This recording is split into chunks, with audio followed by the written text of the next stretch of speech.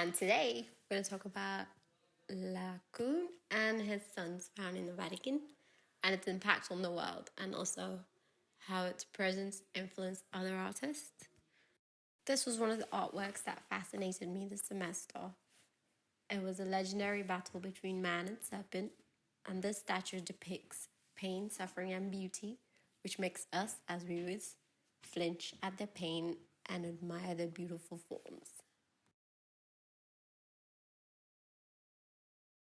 Laocoon was a Trojan priest of the god Apollo. During the mythical Trojan War, he was suspicious of the wooden horse sent by their enemies, the Greek. Laocoon warned his fellow soldiers of Troy against bringing it inside the gates, which were also filled with Greeks inside. The goddess Athena and god Poseidon got angry, and that the Trojans would actually listen to Laocoon and ruin their plan. They sent 2 monstrous sea serpents to strangle him and his sons. The portrait depicted shows the consequences of his mistake and the punishment. The Trojans took their tragic death to mean that Laocoon was actually mistaken and the horse was actually a gift from the Greek, and they bought it inside the city walls. During the night, the Greek got out of the horse and opened the gates for the soldiers to destroy it.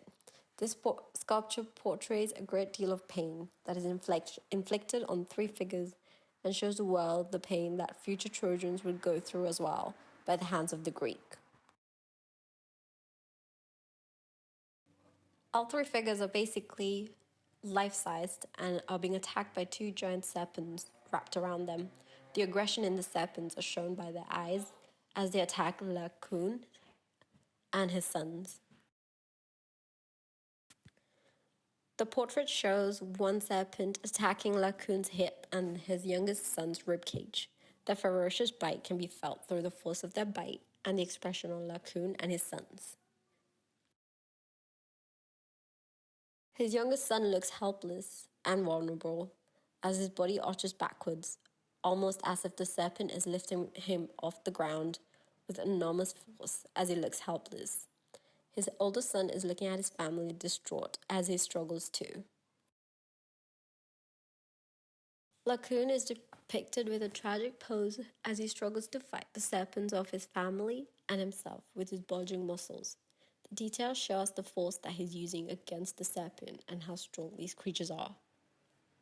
Pliny, an ancient Roman historian, believed that it was sculpted from a single block of marble. However, it has the energy and characteristics of Hellenistic art and is not from the classical period of art. The significance of the sculpture of Laocoon and his sons is that it was intended as a sculptural warning about how even great civilizations can cease to exist and fall. However, the Romans analyzed it differently. They saw it as a sacrifice that led to Aeneas fleeing the great city of Troy and the founding of the great city of Rome. Therefore, the sculptures were seen as a necessary sacrifice for the existence of Rome. The poses and gestures in the sculpture communicate struggles and pain. Laocoon's face tilts backwards, and his expression shows a lot of agony. We feel his pain.